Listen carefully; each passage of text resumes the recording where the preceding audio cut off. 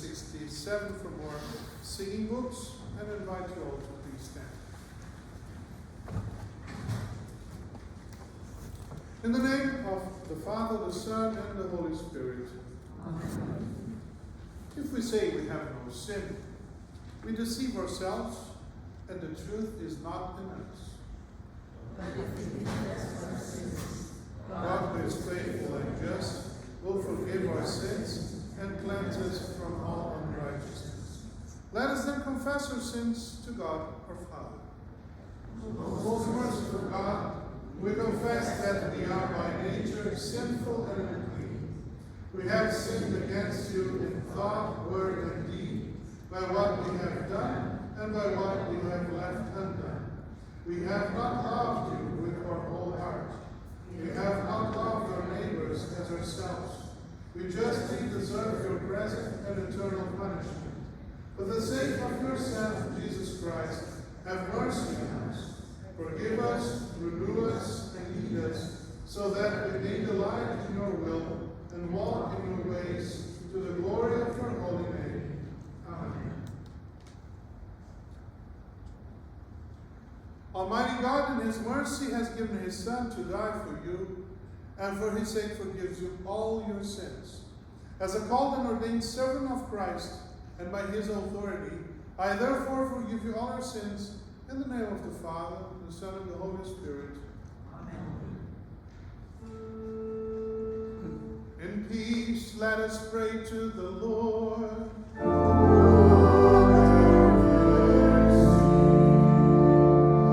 From the peace from above, and for our salvation, let us pray to the Lord.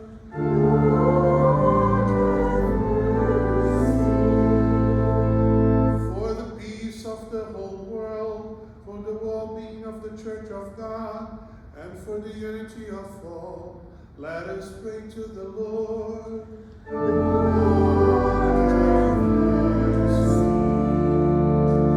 For this holy house, and for all who offer here their worship and praise, let us pray to the Lord.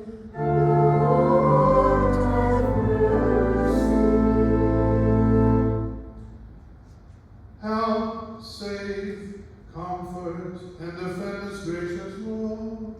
Amen.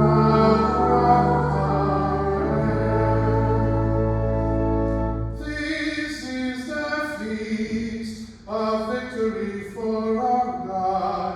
Alleluia.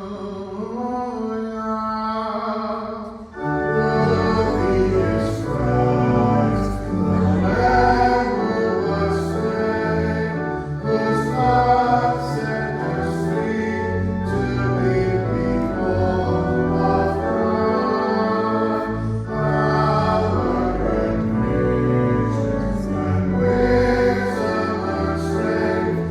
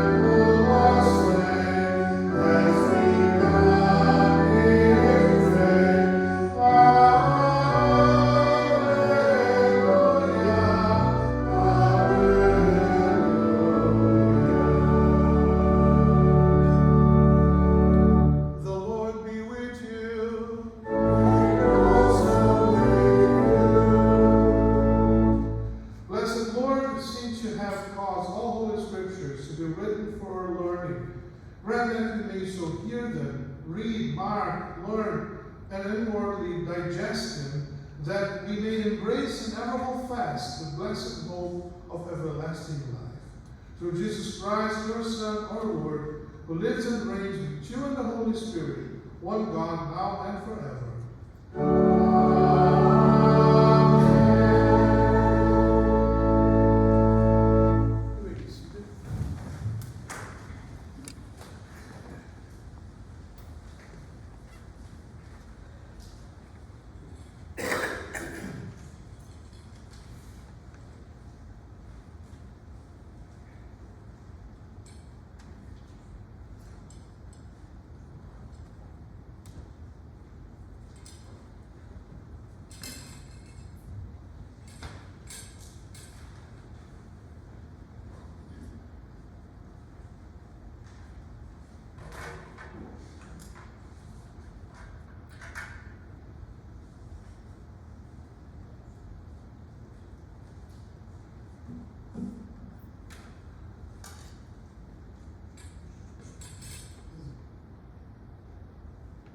Is it steady now?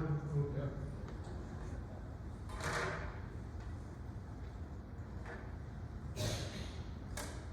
Okay. Good morning again. Do we have children here? Teenagers? Yeah? Children, teenagers? Okay. No, Emmanuel, you're not a teenager anymore. No. So, I asked the children, if you want to have a beautiful tree in your yard, what do you have to do? Children and teenagers. What do you have to do?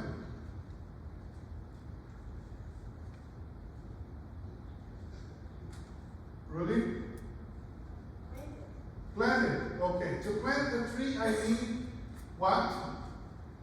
Elements.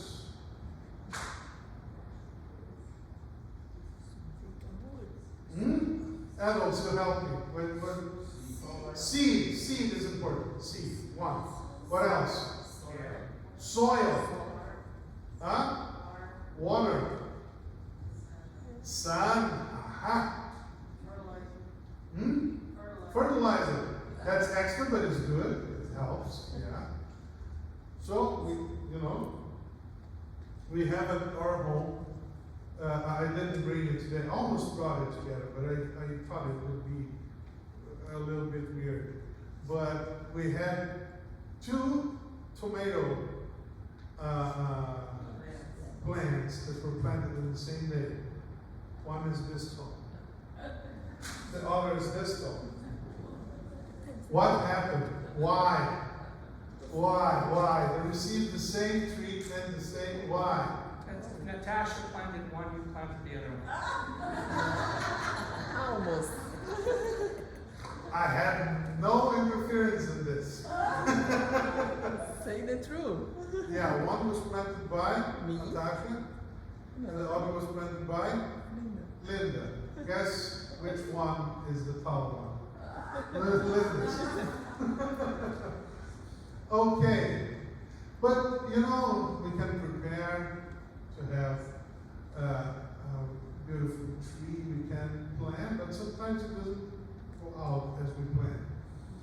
But we have this story today of a man that just took a couple of seeds and was walking in the way and throwing these seeds. Some seeds fell among the rocks. They didn't grow up. Others fell into thorns, and they tried to grow up, but the thorns did not let it happen. And the other part fell in the soil that was not very good, so they grew up a little bit and then they faded away. And the fourth part fell in good soil, and they grew up very well. And Jesus was telling this to explain to us how the Word of God can be compared to a seed. But when we are throwing the seed of the Word of God, when we are talking about the Bible, about Jesus, about God to people, We talk to everyone. That's what he's saying. It's like we are throwing seeds to all different kinds of soils, you know. And as in the soil, some seed will grow up and others not. The same thing is with the Word of God. Some people will receive it well. Some people will reject it. Some people will receive it and they will reject it later. And then some people, they will receive it very well and it will just grow into them. Basically, Jesus is saying, we can talk about God to everyone. Some will believe, some will not. And that is normal. But we keep throwing the seed as a church. We keep talking about Jesus to people. Even if some believe and some don't. Okay? So let's sing this little song. It's like this. I'll teach you. Your holy word is the seed, and you are the sower, my Lord. With me. Your holy word is the seed, and you are the sower, my Lord. My very heart is the soil where the seed was planted, my Lord. With me.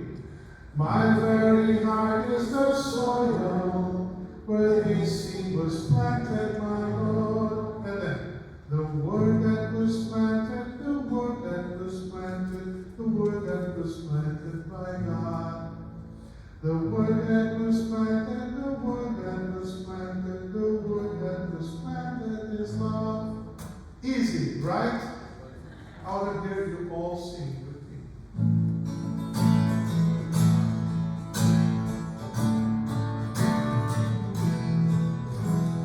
Your holy word is the seed, and you are the sower, my Lord. My very heart is the soil where the seed was planted, my Lord. The word that was planted, the word that was planted, the word that was planted by God. The word that was planted, the word that was planted, the word that was planted is love. Again. Your holy word is the seed. Want to hear you? And you are the sower, my Lord. My very heart is the soil where the seed was planted, my Lord. The word that was planted, the word that was planted, the word that was planted by God. The word that was planted, the word that was planted, the word that was planted is love. Thank you. We sing the German song now, Fridays.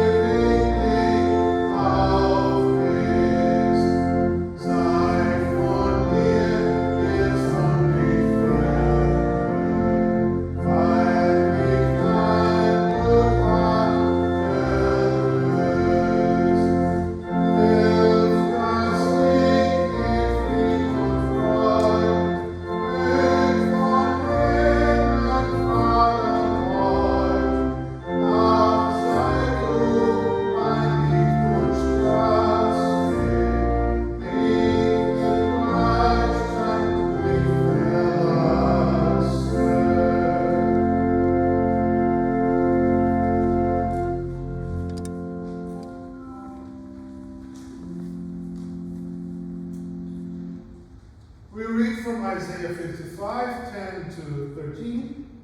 For as the rain and the snow come down from heaven, and do not return there, but water the earth, making it bring forth and sprout, giving seed to the sower and bread to the eater, so shall my word be that goes out from my mouth.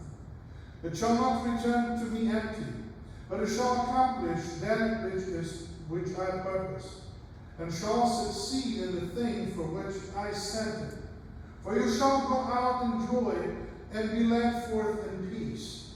The mountains and the hills before you shall break forth into singing, and all the trees of the field shall clap their hands.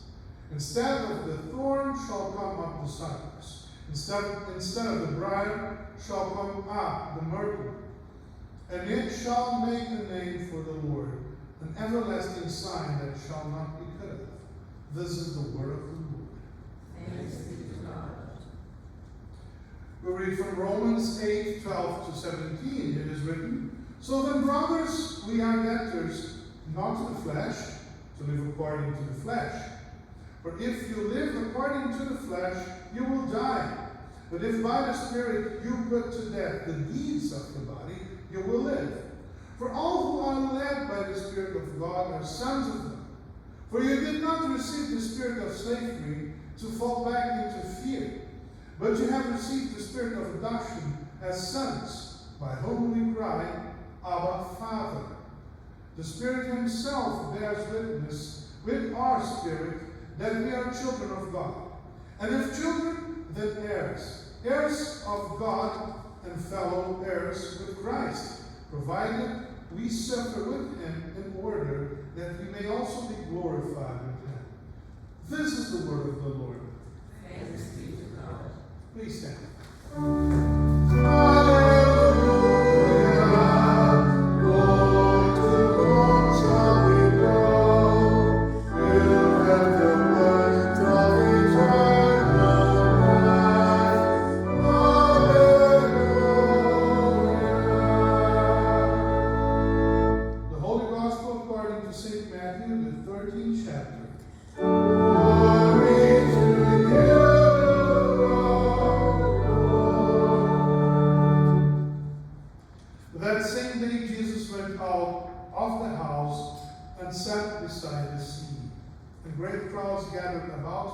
So that he got into a boat and sat down.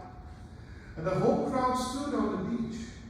And he told them many things in parables, saying, The sower went out to sow. And as he sowed, some seeds fell along the path, and the birds came and devoured them. Other seeds fell on rocky ground, where they did not have much soil, and immediately they sprang up, since they had no depth of soil. But when the sun rose, they were scorched. And since they had no root, they withered away. Other seeds fell among thorns, and the thorns grew up and choked them. Other seeds fell in good soil and produced grain, some 100-fold, some 60, some 30. He who has ears, let him hear. Hear then the parable of the sower. When anyone hears the word of the kingdom and does not understand it, the evil one comes and snatches away what has been sown in his heart. This is what was sown along the path. As for what was sown on rocky ground, this is the one who hears the word and immediately receives it with joy. Yet he has no root in himself, but endures for a while. And when tribulation or persecution arises on account of the word, immediately he falls away. As for what was sown among thorns, this is the one who hears the word, but the cares of the world and the deceitfulness of riches choke the word, and it proves unfruitful. As for what was sown in good soil, this is the one who hears the word and understands it. He indeed bears fruit and yields, in one case 100-fold, in another 60, and in another 30. This is the gospel of the Lord. Praise to you.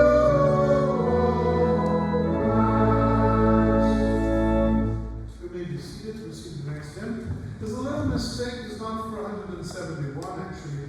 It's 577. 577 5770. Okay? 577.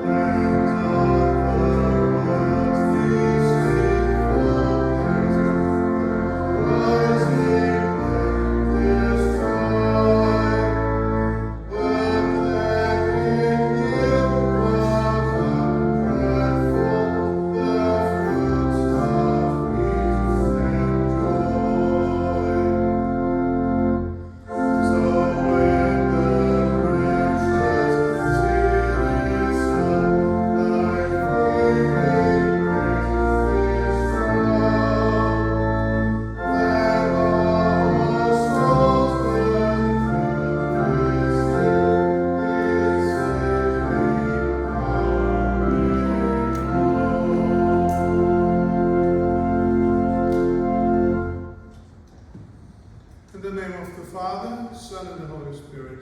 Amen. In the world of soccer or football, people often say that taking a penalty kick in a FIFA World Cup carries such enormous responsibility that the country's prime minister or the president should be called upon to take it instead. Millions of people around the world watch live as that player walks toward the penalty spot. Roberto Baggio, regarded by many as the greatest Italian footballer of all time, is forever remembered for missing the decisive penalty in the 1994 World Cup final. Ronaldo Nazario, one of the greatest players in football history, recently said that taking a penalty kick at the World Cup was one of the most agonizing moments of his entire career. During the 2026 FIFA World Cup that we are witnessing in the last days, we witnessed the two most successful national teams in history, Brazil and Germany, being eliminated in surprising fashion.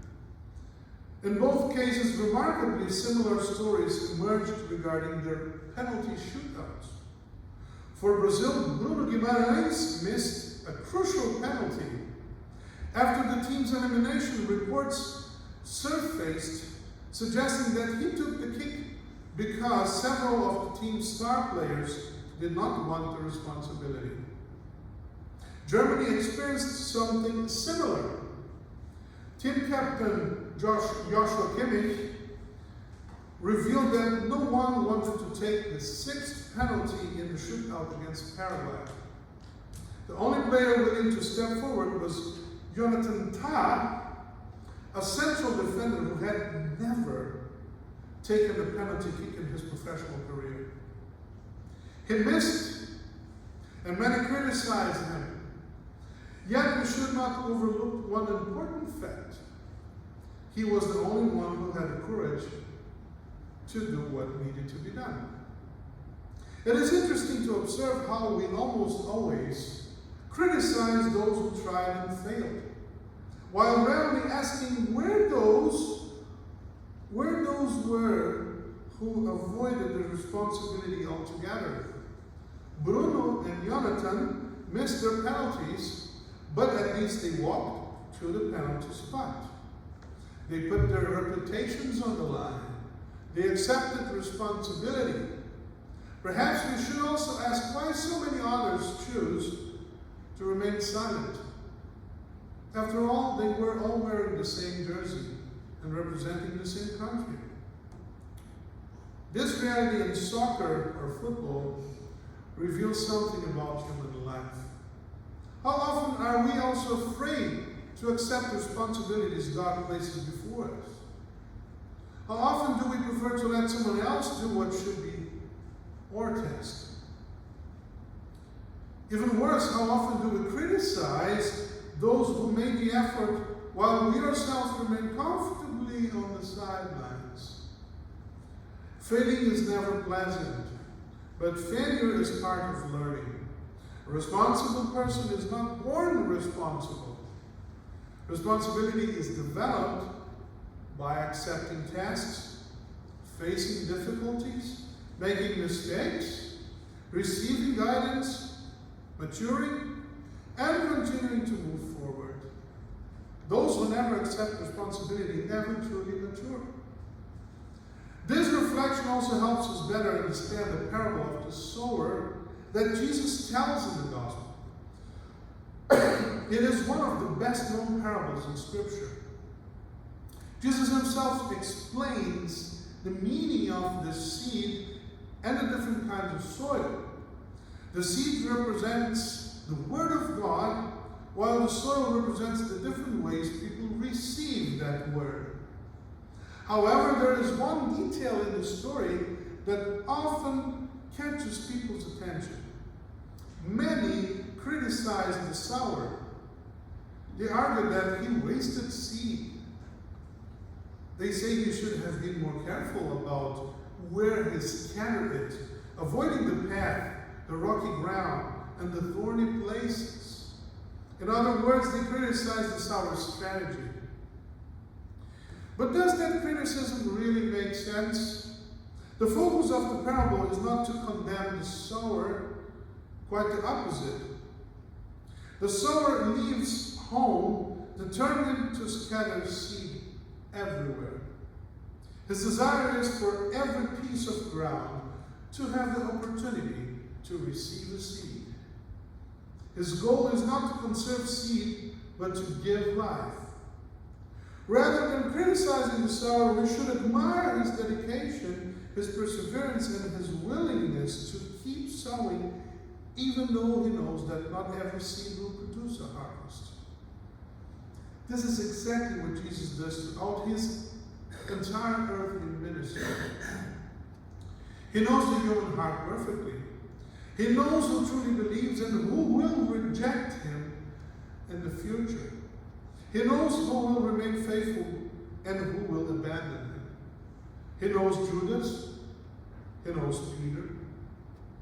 He knows who follows him only because of his miracles or because they wanted to see something spectacular or only curious. He knows who will hand him over to the authorities.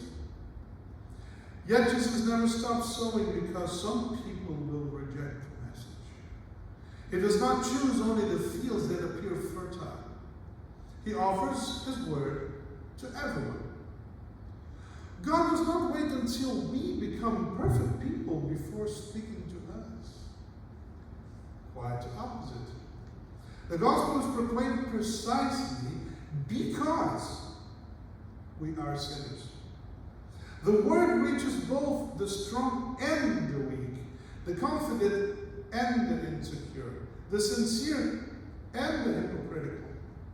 God continues sowing because he desires to save. Jesus shows that people respond to the word in different ways. Some seeds begin to grow, but eventually wither away. The same thing happens in the life of the church. Some people genuinely want to believe, but they allow small difficulties to prevent their faith from growing. Sometimes difficult questions about the Bible arise, along with doubts about certain Christian teachings.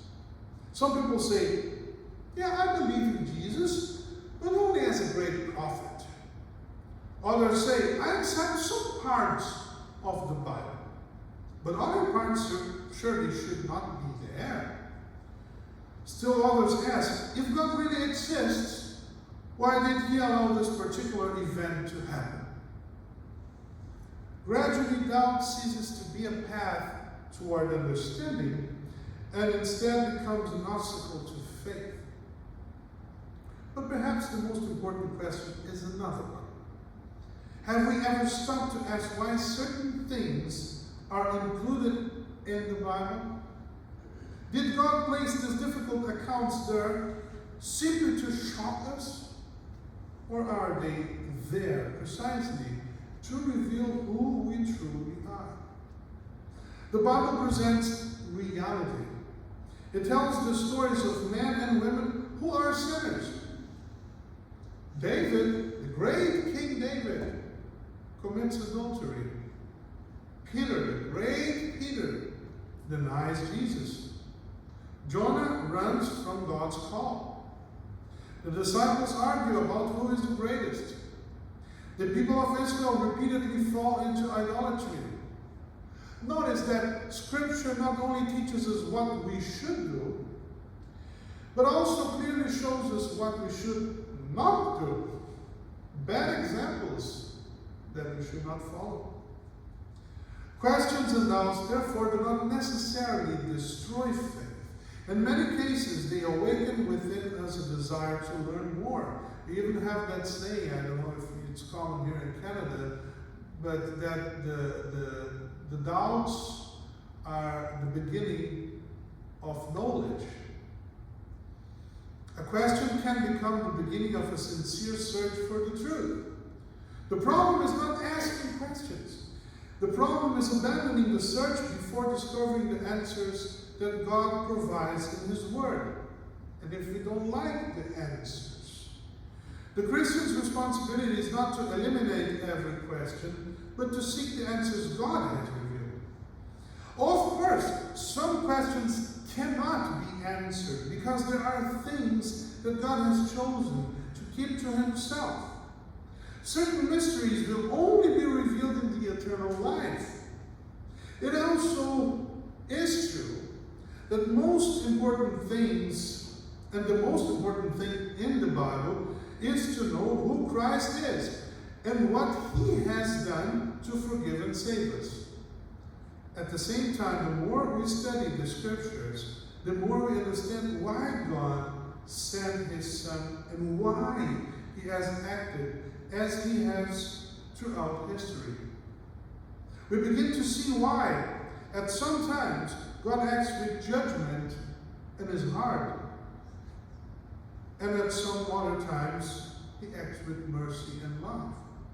We also come to understand that what may appear to be the sower's wastefulness is actually a beautiful expression of God's love for the whole world. When we hear the parable of the sower, we are also reminded that we cannot control the hearts of other people. We cannot determine how they will respond to the gospel. We do not have the power to turn rocky soil into fertile ground. That work belongs to the Holy Spirit. Therefore, we should not criticize the sower. He simply fulfilled the responsibility that had been entrusted to him. He scattered the seed. Scripture teaches that it is the Holy Spirit who creates and strengthens faith through the means of grace. And it's through the proclaimed word, holy baptism, and Holy Communion that God works powerfully in our lives.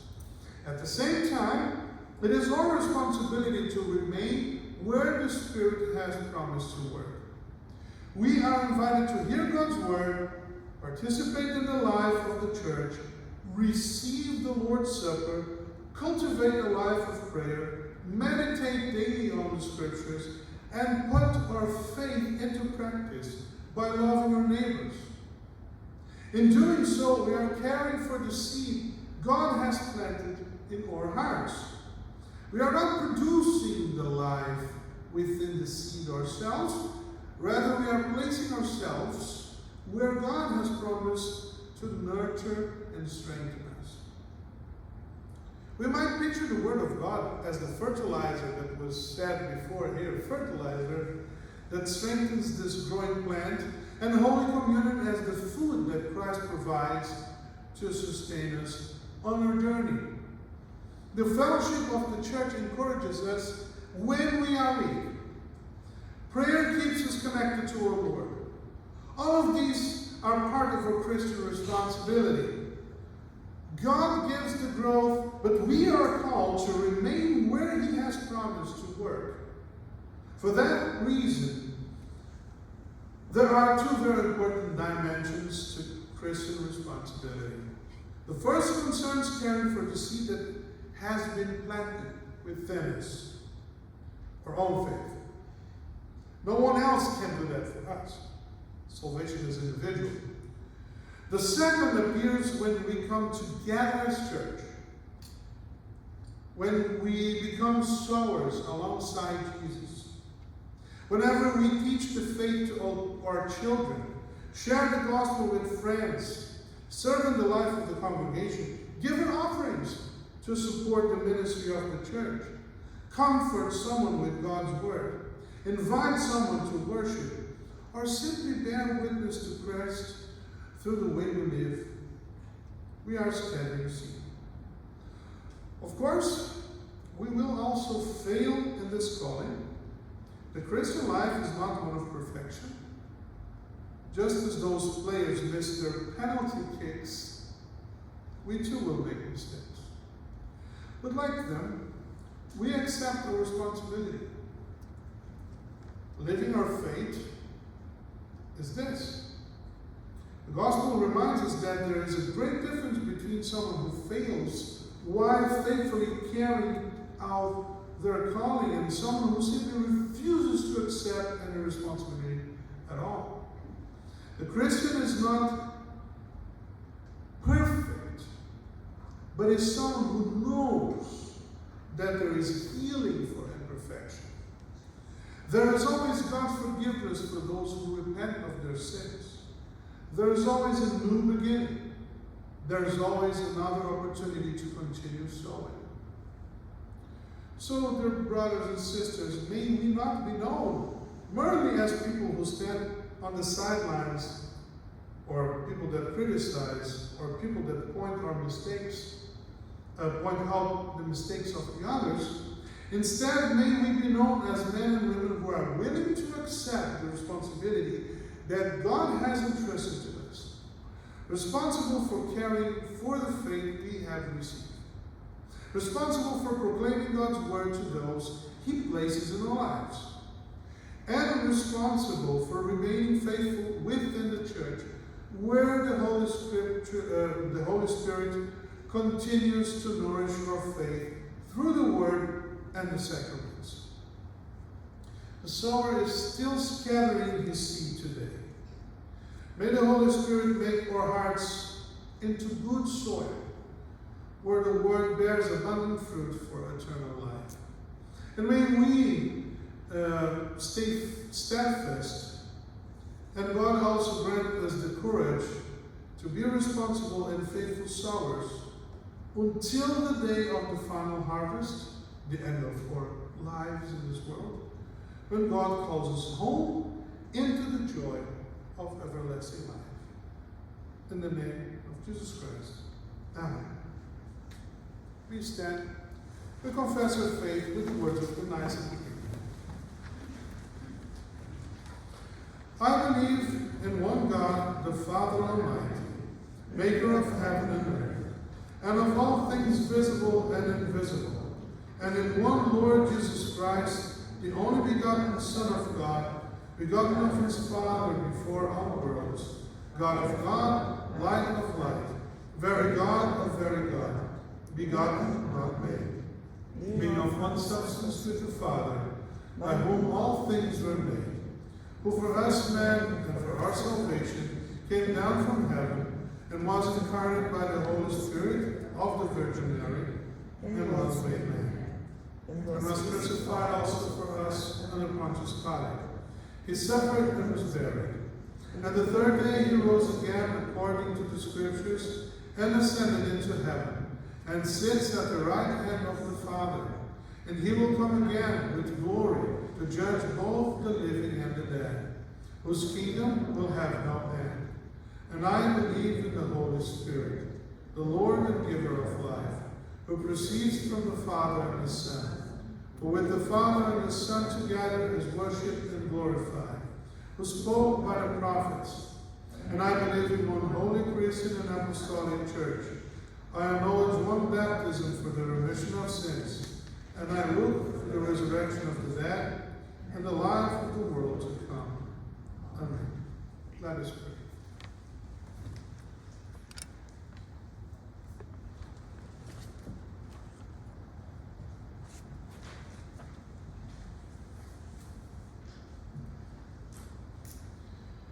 Heavenly Father, we thank you because you continue to sow your word among us.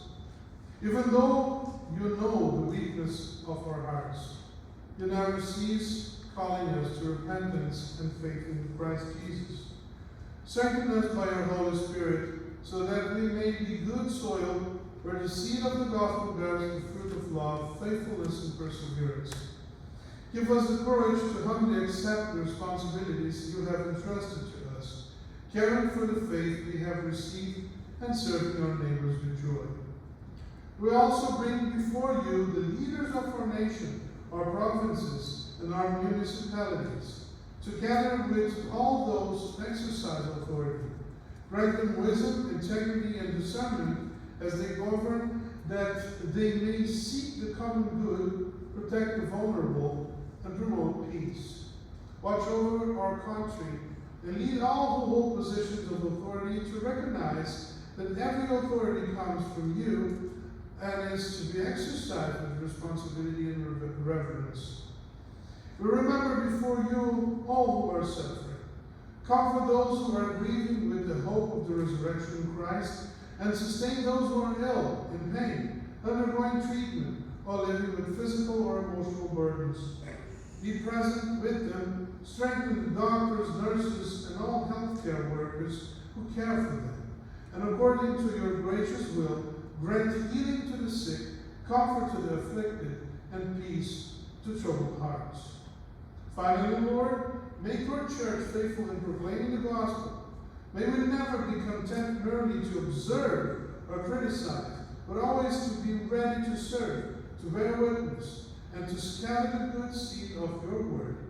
Keep us steadfast in the faithful use of the means of grace, nourishing us through your word and your sacraments, until the day that you call us home to the eternal harvest, where we will live with you forever. Through Jesus Christ our Lord. Amen.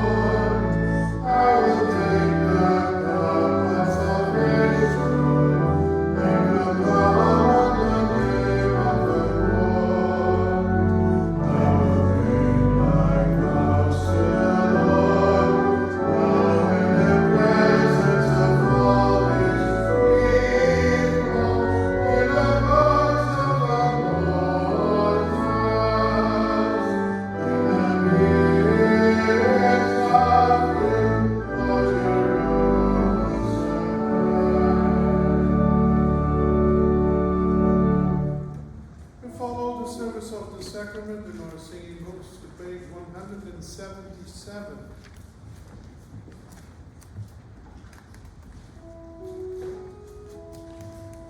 The Lord be with you. Also with you. Lift up your hearts.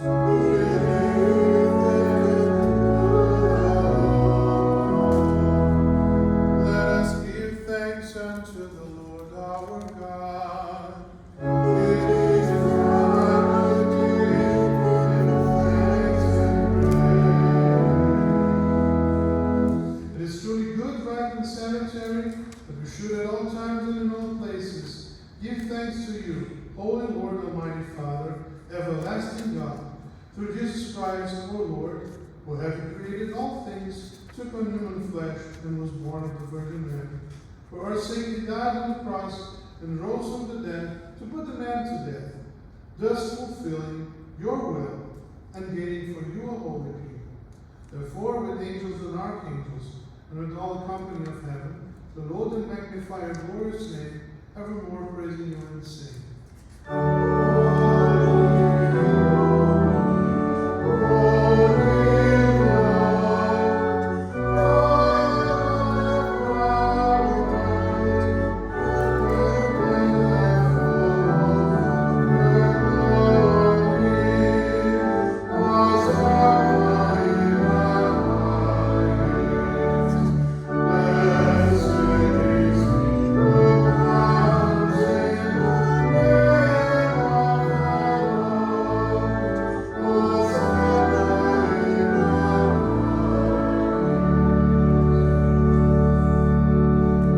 Blessed are you, Lord of heaven and earth, for you have had mercy on those whom you created, and sent your only begotten Son into our flesh, to bear our sin and be our Savior. With repentant joy we receive the salvation accomplished for us by the all-availing sacrifice of his body and his blood on the cross.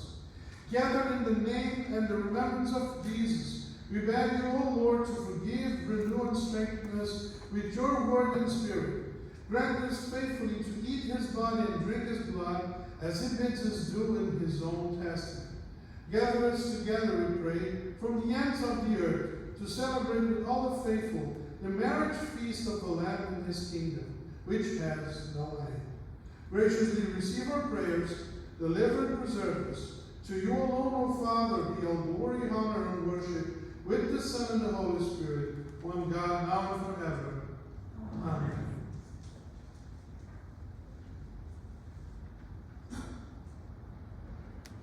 Our Lord Jesus Christ, on the night when he was betrayed, took bread, and when he had given thanks, he broke it and gave it to the disciples and said, "Take, eat, this is my body, which is given for you. This do in remembrance of me." In the same way also he took the cup for supper, and when he had given thanks, he gave it to them, saying, "Drink of it, all of you. This cup is the New Testament in my blood, which is shed for you for the forgiveness of sins. This do as often as you drink it in remembrance of me." As often as we eat this bread and drink this cup, we proclaim the Lord's death until he comes. Amen. Come, Lord Jesus. O Lord Jesus Christ, only Son of the Father, in giving us your body and blood to eat and drink, you lead us to remember and confess your holy cross and passion, your blessed death, your rest in the tomb, your resurrection from the dead, your ascension into heaven, and your coming for the final judgment. So remember us in your kingdom and teach us to pray. Our Father, who art in heaven, hallowed be thy name. Thy kingdom come. Thy will be done on earth as it is in heaven. Give us this day our daily bread, and forgive us our trespasses, as we forgive those who trespass against us. And lead us not into temptation, but deliver us from evil. For thine is the kingdom, and the power, and the glory, forever and ever. Amen. The peace of the Lord be with you always. Amen.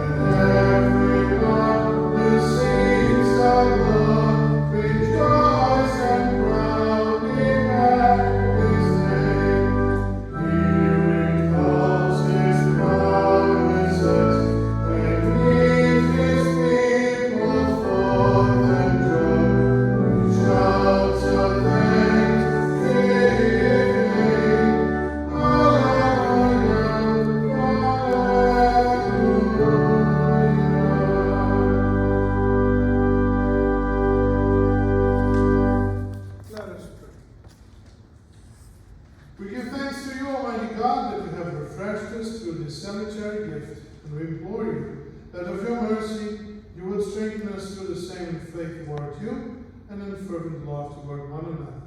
Through Jesus Christ, your Son, our Lord, who lives and reigns with you in the Holy Spirit, one God, now and forever.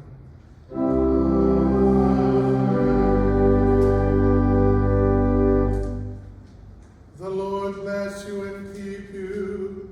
The Lord make his face shine on you and be gracious to you.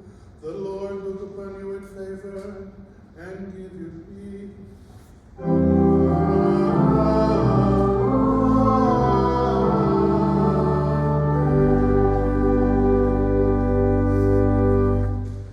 After the service, the ladies meet first here at room B for the El Rabbah meeting, the ladies that will stay for the meeting.